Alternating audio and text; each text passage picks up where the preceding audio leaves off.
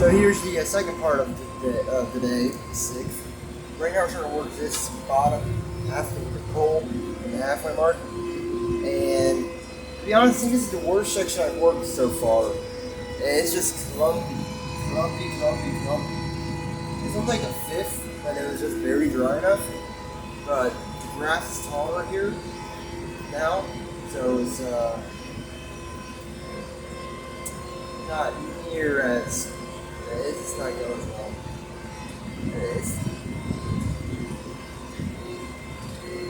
I'm pretty happy to just break up for my straight north, south, east, west lines and try and get this stuff, because it's just not going well.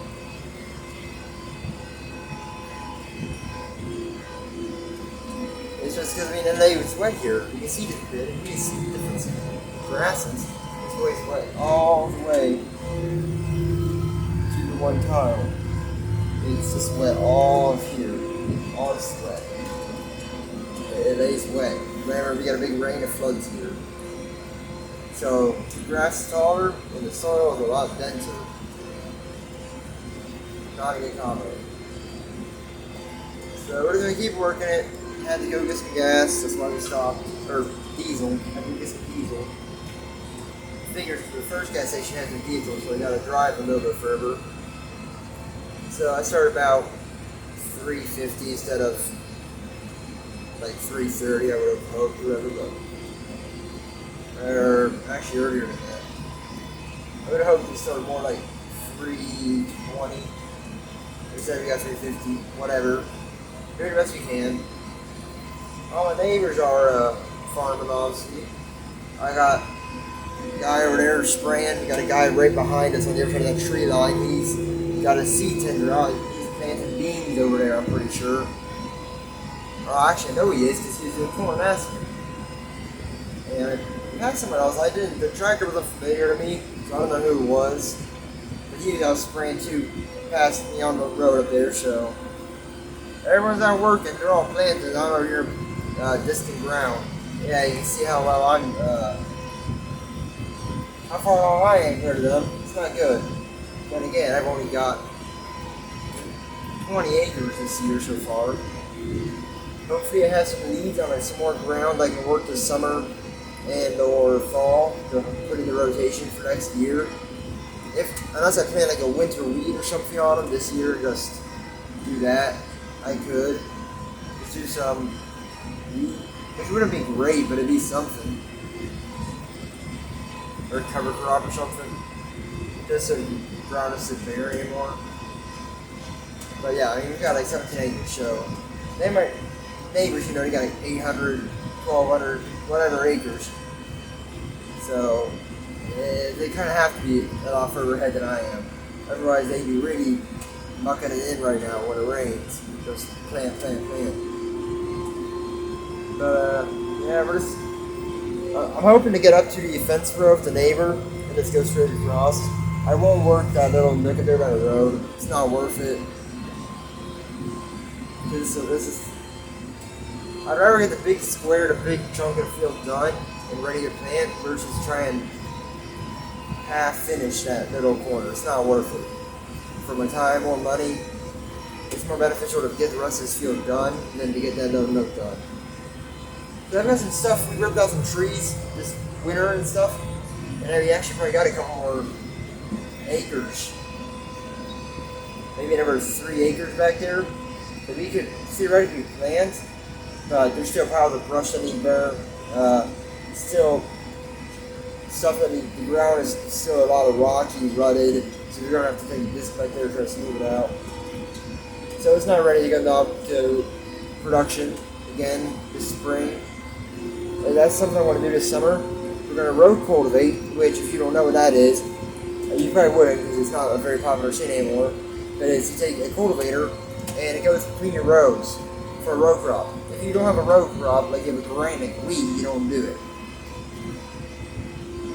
But if you're doing a row crop, so corn, soybeans, sunflowers, whatever you're doing, and it's in rows, you go and you set your tires on your tractor to fit in your rows, and you make sure you have the same cultivator as rows. So I'm doing 30-inch rows. That would be 30 inches from one plant to another plant. 30 inches, middle of the row, middle of the row. So you set your tire, you go between the rows, and make sure the cultivator's the same size, and you cultivate the ground between it. Cultivation would be the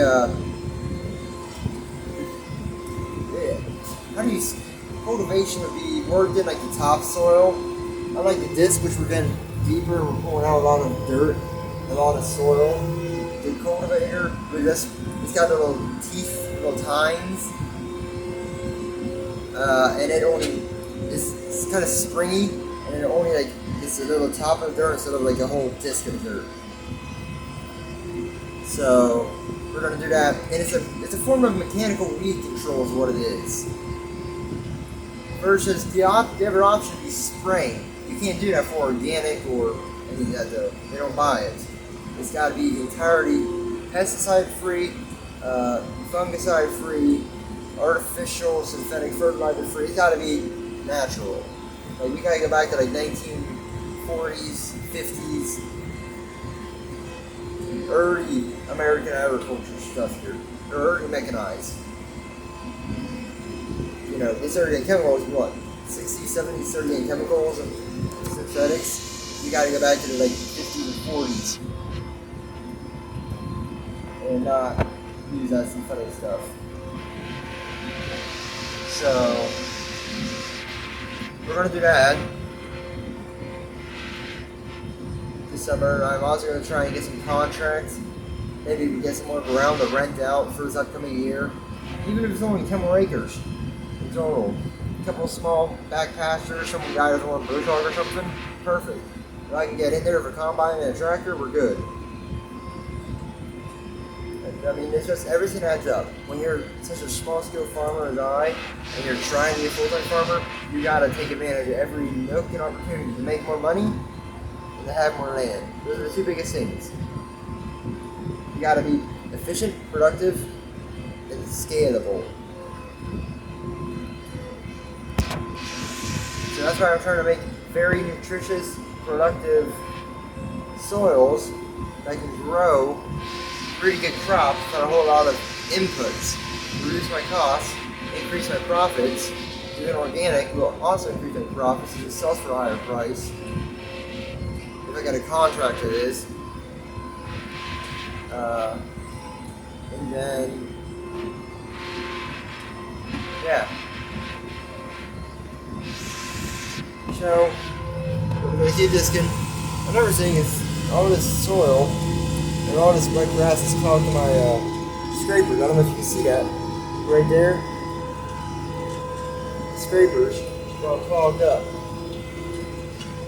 All sorts of dirt and grass made a ball in there on the scraper. The scraper is like a metal. If the disc is here, the scraper is kind of like angled against it, and it scrapes the edge of the disc clean. You can kind of see it better in the back row. The back row is clogged up. But these front rows kind of clogged up with grass and wet dirt and stuff.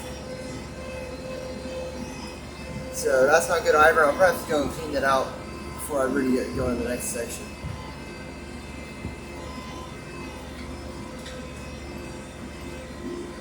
Anyway, figure I'd share all that with you guys. Talk to y'all later. Bye.